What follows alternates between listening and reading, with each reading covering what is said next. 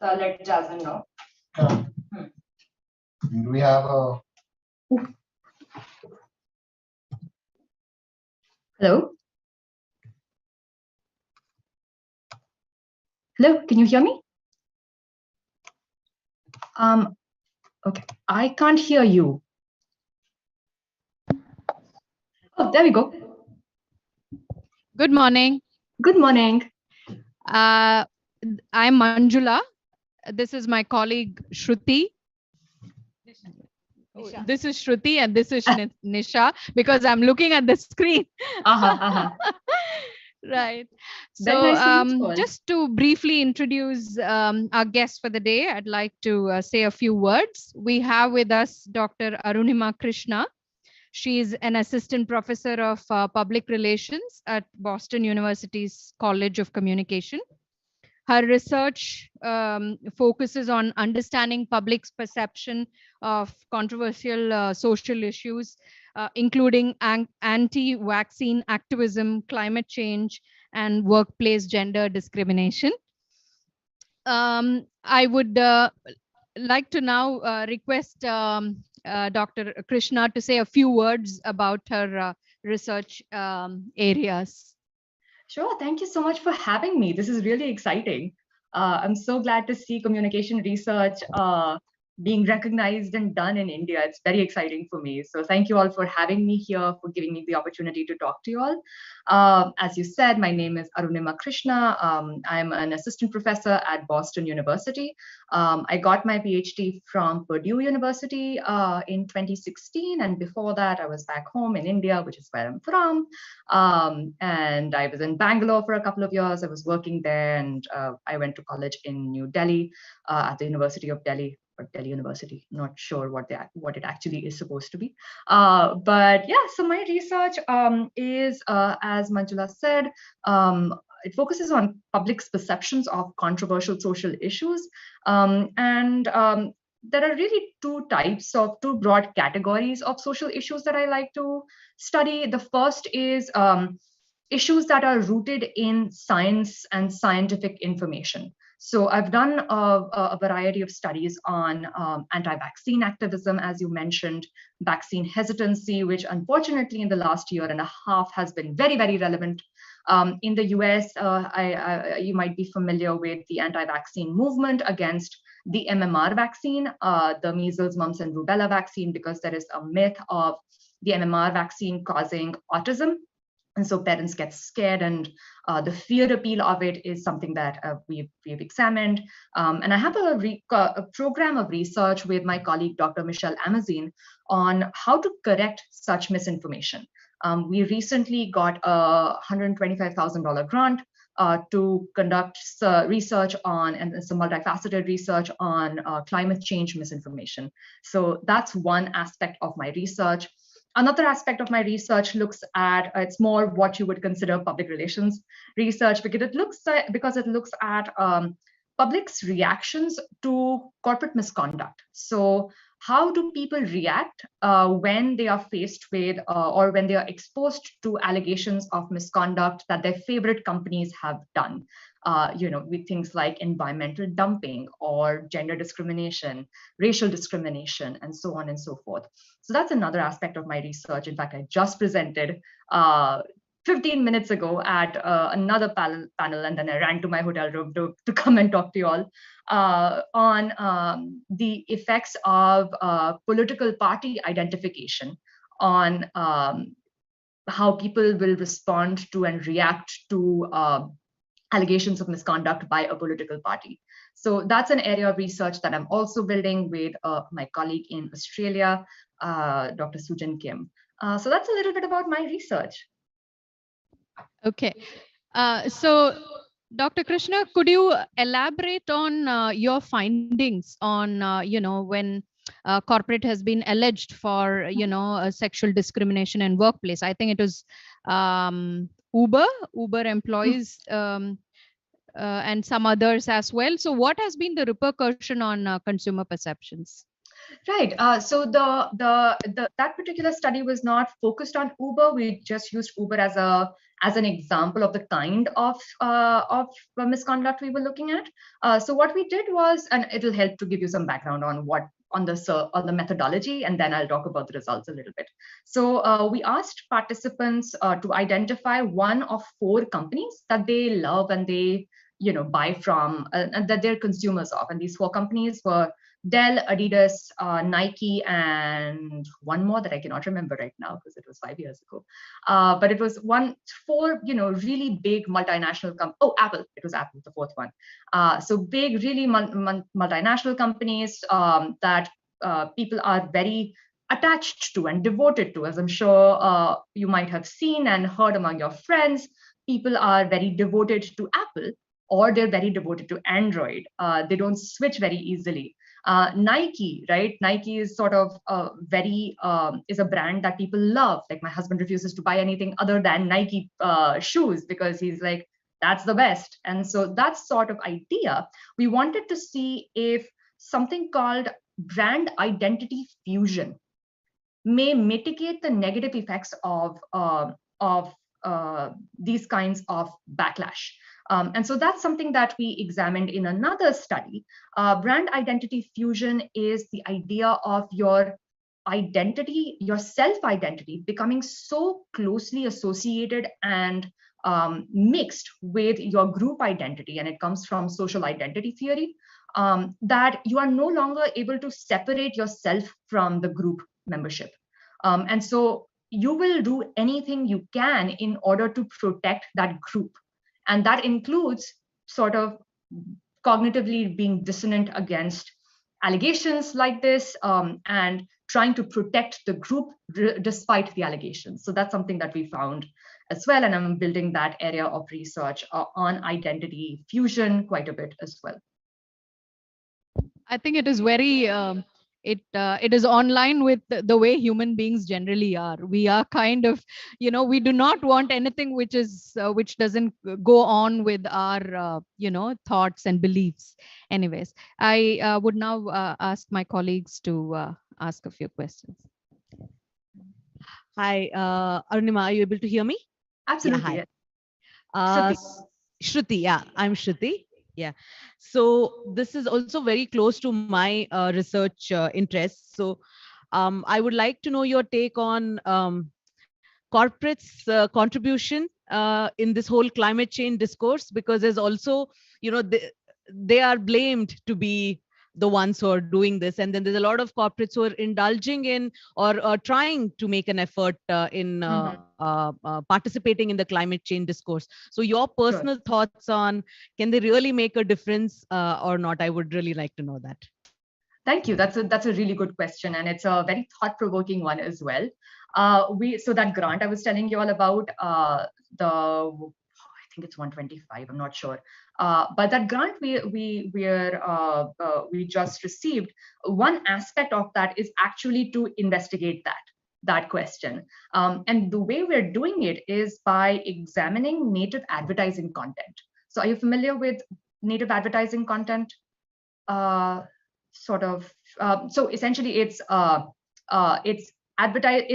editorials that are made to look like advertising, and the oil and gas industry particularly has a long history of funding anti-climate change action and misinformation about climate change. So that's something that we are looking at, the impact or the extent to which the oil and gas industry, as well as other industries, are still engaging in native content to spread misinformation. So that's one aspect of it. Another aspect of it is not just misinformation, but trying to greenwash their efforts, right? So, companies will say, yes, we're investing in renewables, we're investing in solar energy, we're investing in X, Y, and Z. But what those efforts really represent 1% of their entire revenue stream. And so then the question is, does that really make a difference? And then the other question is baby steps. So maybe that 1% can someday grow to 10%. So those are some of the questions we are also grappling with.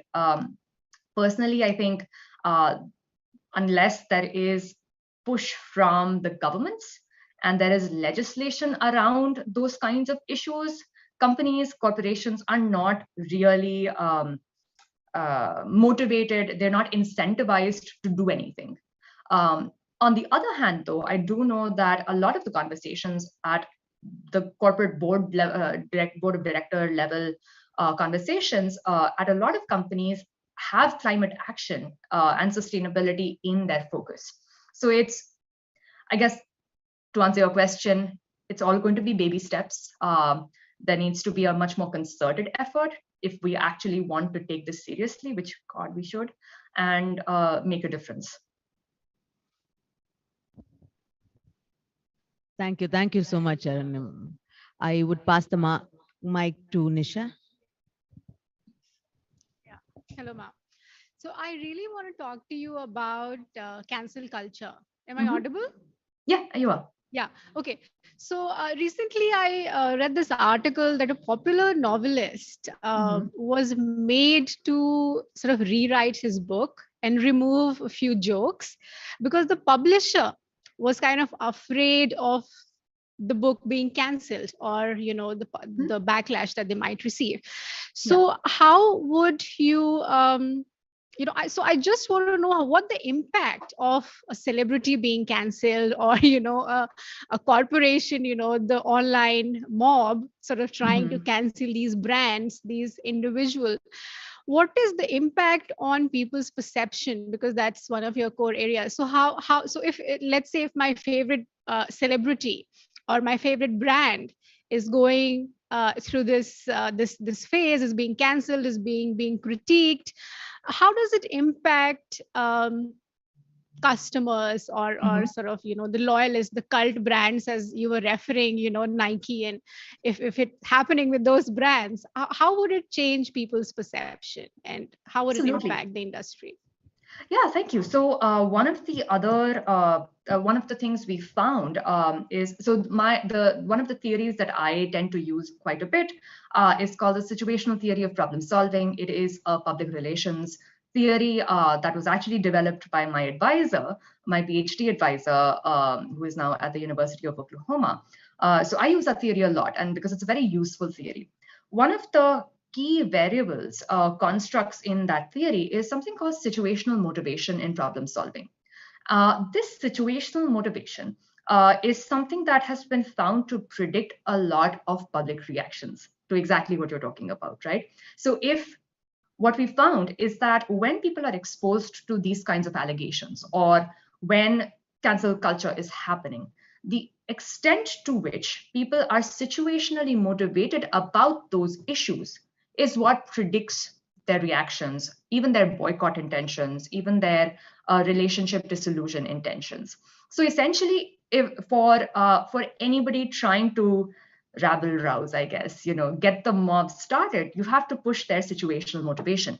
From a company perspective, from the person being targeted by the mob mentality, or the firestorm, or the online firestorm, scansis, paracrisis, whatever you want to call it.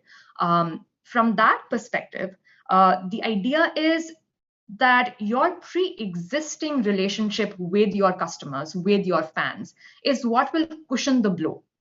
And so if you spend quality time, you make investments into building relationships, personal relationships, emotional connections with your customers, with your employees, with your fans, that relationship investment is what is going to mitigate the negative effects of that backlash, of that cancel culture, of those boycott intentions. In fact, something that we found is that that people who experience brand identity fusion will, in fact, after learning about misconduct allegations, will actually choose to buy more, because they want to show their support for the company despite the allegations.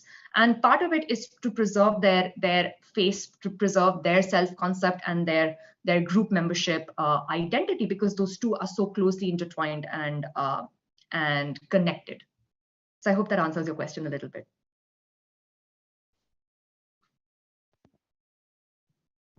So, with all these, with the technology and all these new developments that has been happening, and that leading to a lot of reputation-related issues, I think you've also addressed that in one of your paper on syllabus that needs an upgradation, right, in this Yeah. particular discipline. Could you elaborate more on that? Yeah, so that another piece of research that I do is a state of the field survey that we do in collaboration with a trade publication called PR Week. And so in that, we survey public relations and communication practitioners in the US and worldwide. And we try to understand where they think the field is and where it's going, because we at Boston University want to be very reflexive, and we want to reflect what's happening in the industry into our curriculum to make sure that that our students are well prepared to go out into the world and make us proud, and also that they'll look back on their time at BU and say, yeah, they did a decent job at training me. I knew stuff when I went out into the industry, and naam roshan karenge hamara and all that good stuff. So that's something that we try to do a lot in our curriculum. And one of the things that has come up again and again in these surveys, we do it annually. In fact, it was launched a few weeks ago. One of the things we found annually in this survey is that the idea of business acumen is really important is something that practitioners really look for in fresh graduates. And so that's something that we incorporate into our curriculum quite a bit. We have a course on business that is specifically focused on teaching students how to speak the language of business, not just focusing on writing, not just focusing on writing a great press release. That is, of course, an important component. Writing is extremely important. Grammar is very important, but also understanding how to read a balance sheet, how to read a P&L account, what is an income statement, what is EBITDA. All of those kinds of things are things that are extremely important for you to have a seat at the top management table. Because if you can't speak the language, then you're not going to retain that seat at the table. And that's what we're seeing repeatedly from these surveys as well. And so our recommendation to PR curriculums across the world is to incorporate business classes into the curriculum, as well as, of course, writing, listening, social listening, having a global mindset, and so on.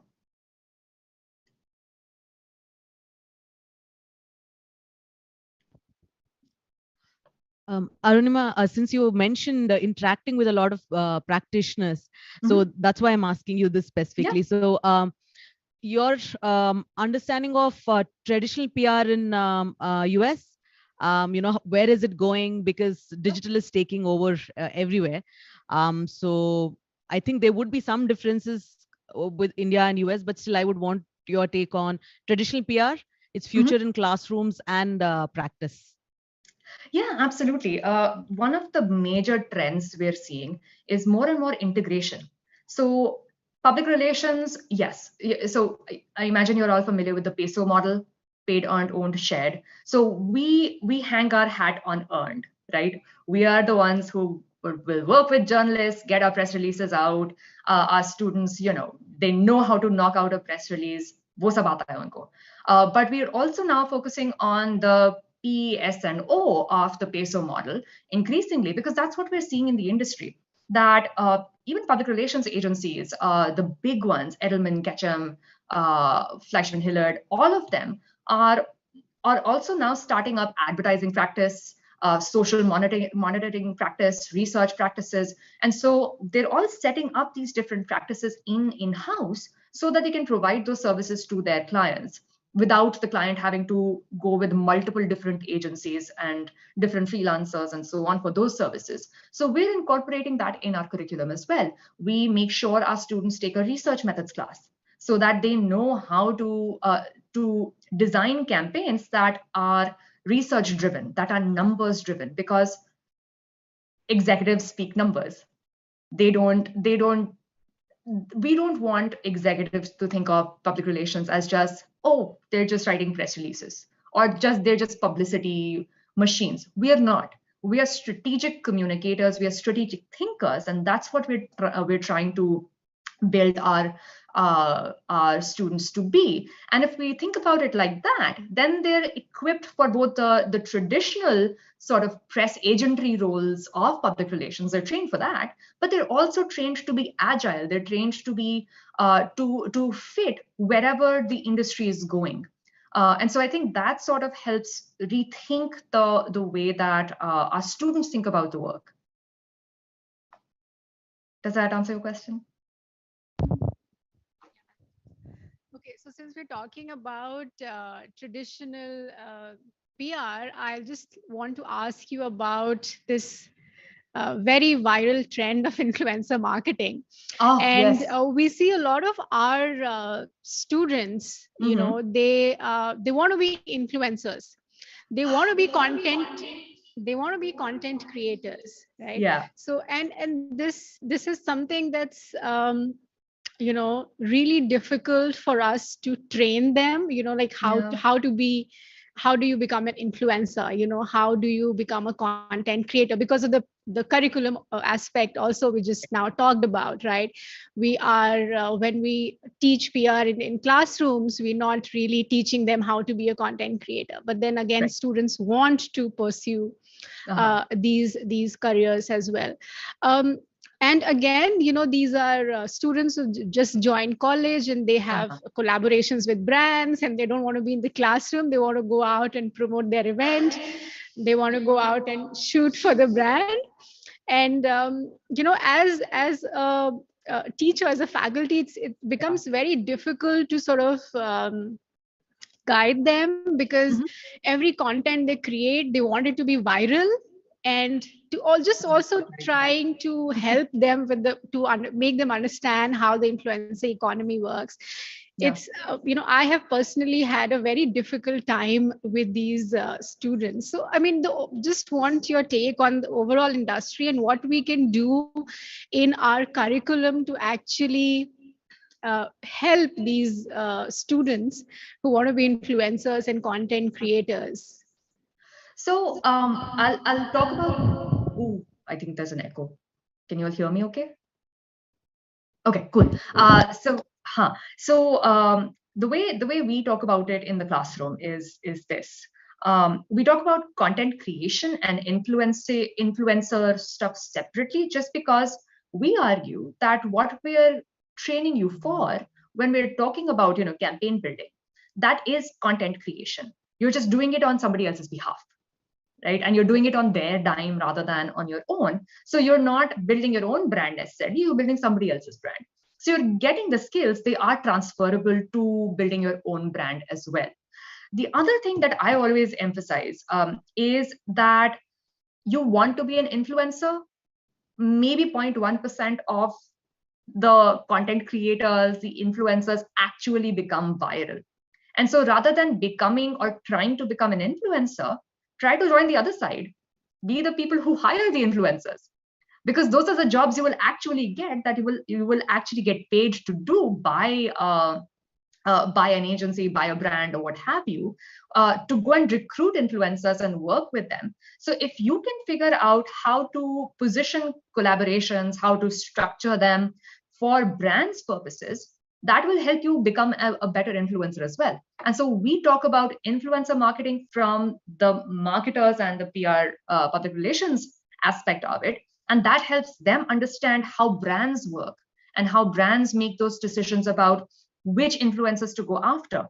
And we always talk about, you know, the importance not just of these mega influencers. Not nobody is going to be a Kim Kardashian, right? Abhi, I don't know who's popular in India because I've been out of the country for 11 years now, but nobody's going to be a Shah Rukh Khan. I don't know if he's actually an influencer anymore, but you can't be that.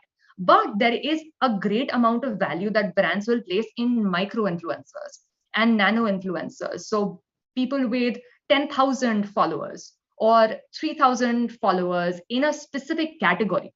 So maybe, you know, you're 18 right now, you think you're going to be a great influencer. Maybe 10 years from now, you're instead, you know, you're 28, maybe you're married, maybe you're pregnant, and you become a mommy blogger, right? Or you become, you know, Gen Z becoming a mom or parent or what have you, and those skills that you learned at 18 may be transferable then because you've been able to build your own niche. So I think it's just a matter of framing it to them as saying, what can you do to actually earn an income and do good work in the future? And that framing is, in my mind, and that's how I do it in my classroom, is learn what goes behind the decision making to hire influencers. How do you hire influencers? What kinds of metrics are companies looking at when hiring influencers? What kinds of collaborations are possible? Because not all collaborations are paid. You can do an earned collaboration, which involves, media kits. How do you put one together? How do you put talking points together? What kinds of things can you ask them to do and not ask them to do? Like, if you're not paying them, you can't ask a content creator to do a video for you. You can make a suggestion about the kind of angle you can take, and that helps them think about, oh, this is how I can market a brand, this is how I can present the brand, and gives them ideas on how to think about their own brand collaborations as well. That was a very long answer, I'm sorry, but hopefully it sort of provided a response. Right. So, Arunima, you've also worked in the health communication space a little bit. Could you also elaborate on the area that you've worked in that space? Yeah, so the one of my dissertation was actually on anti-vaccine activism, which was, I studied it before it was cool, back in 2015 and 16, and again it was on the MMR vaccine at the time. A point of research, or this research agenda, that Michelle and I, my colleague Dr. Michelle Amazine and I have been working on, is how to correct misinformation, especially on Facebook. And so one of the things that we've seen, and I'm sure you'll relate as soon as I talk about it, particularly on Facebook and WhatsApp, is these stories that become viral, right? Ki, this, my friends falane ke dhimkane ke chacha ke tau ke bete ko, he or she got the MMR vaccine, and then, overnight the light went out of their eyes and suddenly they became autistic the next day. So these kinds of stories are what we call the overnight autism narratives. And these kind of stories become very viral because they tap into a very deep-seated fear that parents have कि हमारे बच्चे को कुछ होना चाहिए, right? We don't want anything to happen to our children, and if there's something we can do to avoid happening to them, we'll do it, which is not vaccinate them. Not realizing the fact that these vaccine preventable diseases can actually also harm your children significantly. But we've also found that trying to correct these kinds of stories is very difficult, because when you're countering this very emotional, fear-based story that my child might become autistic because of this vaccine, it's very difficult to counter that with like numbers saying, that this link has been debunked completely. People have studied 10,000 children over a 20-year period, and there is no significant linkage between MMR and autism. People don't want to hear that, right? Because for them, you're thinking from two different cognitive processes there. There's a peripheral and the core. And so you're aiming at them differently than what the story is aiming at them with. That's our argument. So we have this line of research on trying to correct these narratives using narratives. So when you see a story, which is, chacha ke tau ke bete ko MMR vaccine laga, then they became autistic. We've been testing a comment, right? So imagine a Facebook post with that story, with a comment that says, as a parent of 4 children, I understand your fears. I also used to think the same way. I used to be an anti-vaxxer. But then one of my kids got the whooping cough and he was in the hospital. He almost died. And then I had a conversation with my doctor to see what is the actual science. And that really opened my eyes. And now all my children are vaccinated. We call this the conversion story.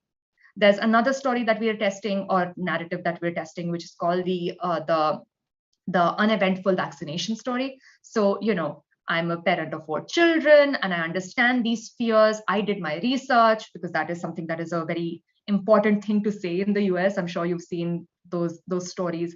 I did my research, and I took my son in for a vaccine. He got his shot, nothing happened. We went home, nothing happened. He went to bed, nothing happened. And then there's an addendum that says, I say nothing happened, but actually what was happening was that vaccine was helping him develop antibodies to fight any future infections that might take his life.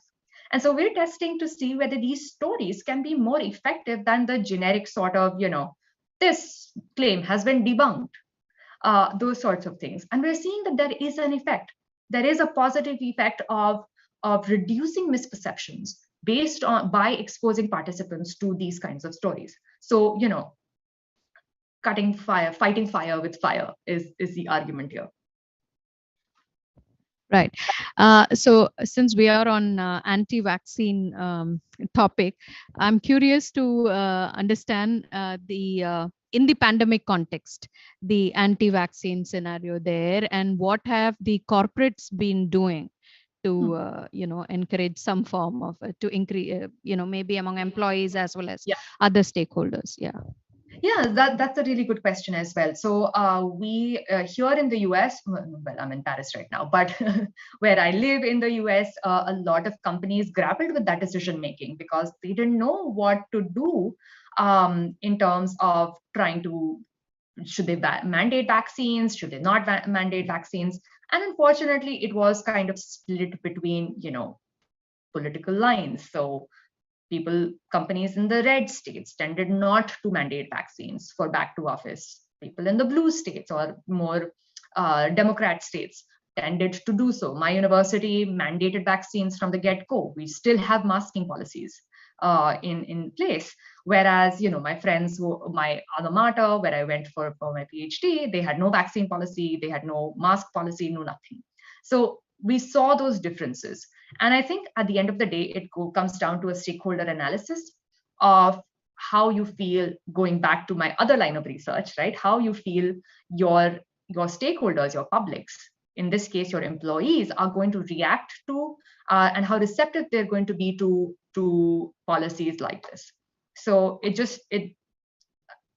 terrible answer, but it depends. Right. So I think we've had so much of discussion around these, areas in public relations.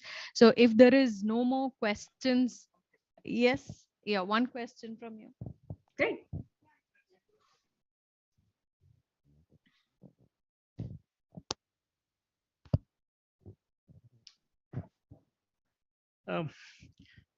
Arunima, thanks for that excellent insights.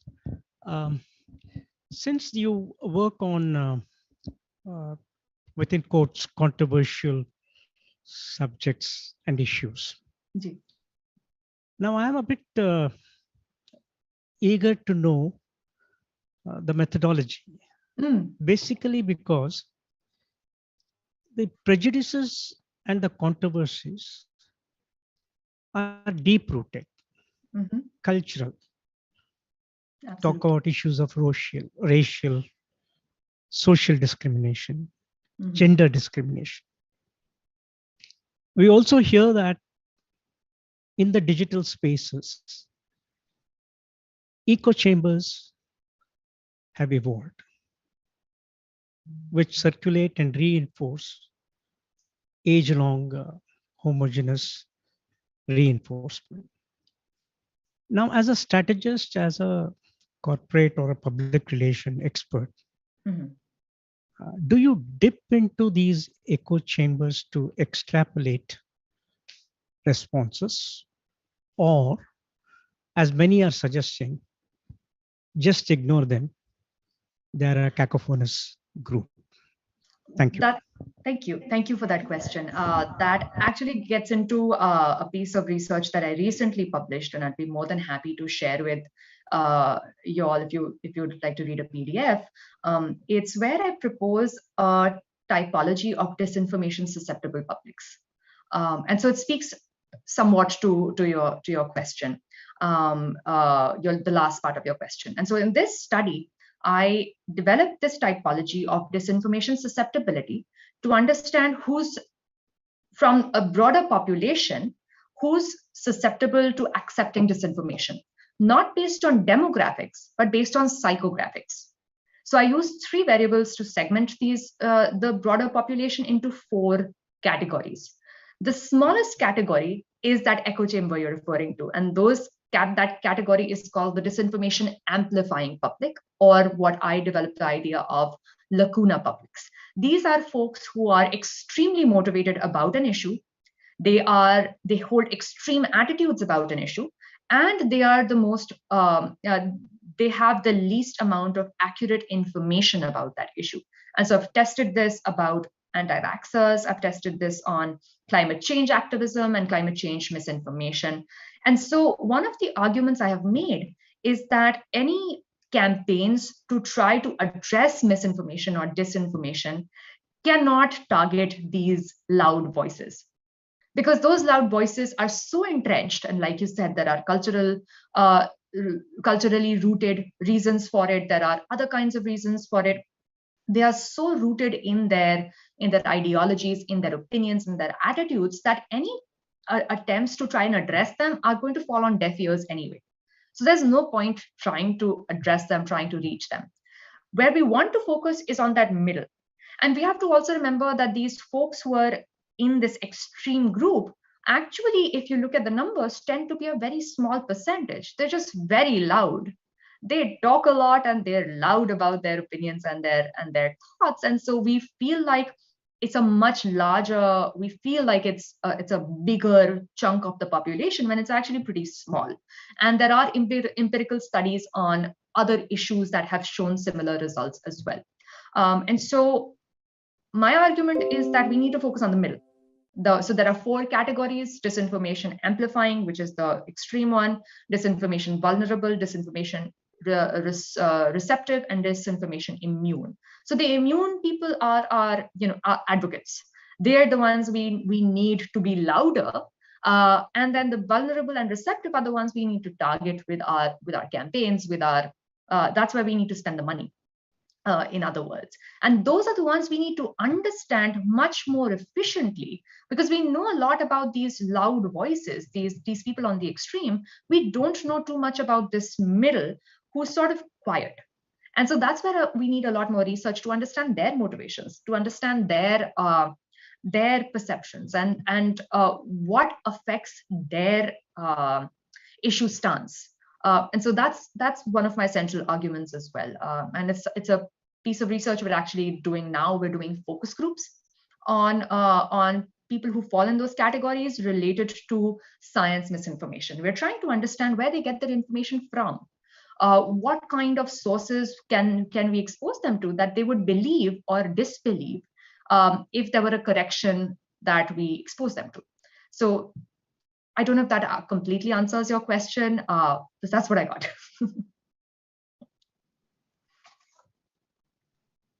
Related question.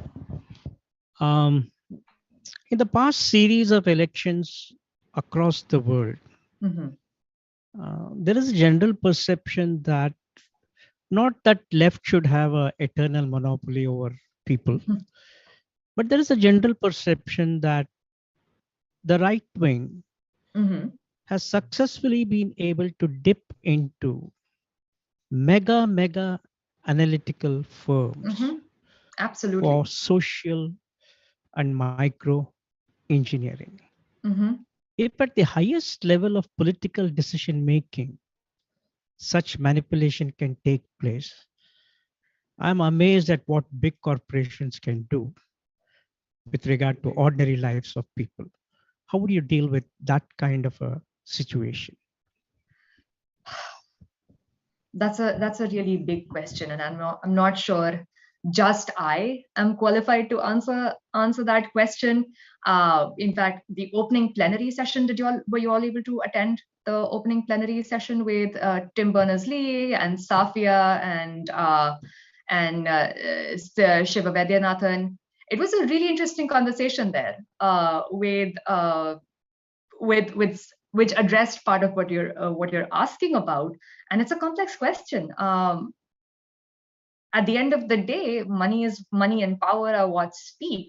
As academics, we can only shine a light on what's happening and urge policy to change. But like you said, if people want to hang on to power, they will do whatever they want to hang on to power, as we're seeing across the world. But there is a glimmer of hope.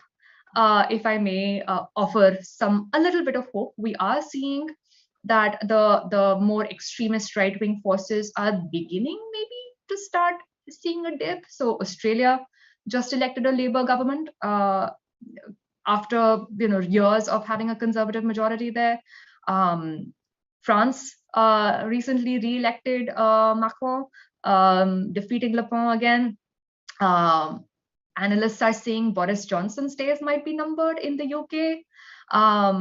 And in the US, we'll see what happens in 2 years. But yeah,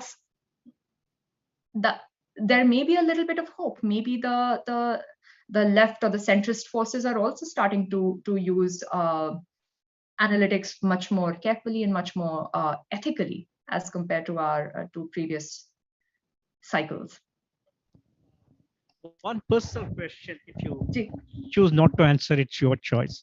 Do you do any work for political parties and their perception management? Not for or on behalf of them. I I just in fact presented at the 8 a.m. session. It is 10:12 my time. At the 8 a.m. session, bright and early on a Saturday morning, I presented a paper on political party identification and the effects of misconduct allegations on voters' intentions to dissolve their relationship with the political party and their distrust and all of that. So I did just present that work. It's not on behalf of a political party. We did this study in Australia because so I recently learned this. Australia mandates voting. Everybody in Australia has to vote. Whereas like in the US, you can get elected with 20% of the vote, or I'm probably exaggerating. And I'm sure some MLAs and MPs do get elected back home also with 20% of the vote, with some boxes full of ballots and all of that good stuff. So with mandatory voting, chances are much higher that the population actually has a party affiliation. And there is a lot of scholarship on party identification in political science and political communication literature, but we don't really talk about it all that much in public relations. And so I was trying to integrate all of those literatures to advance our theoretical foundations, to advance our scholarship.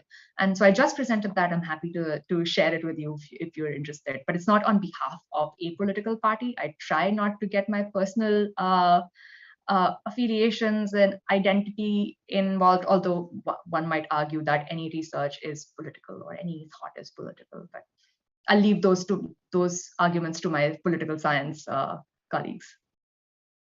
Thank you. Right.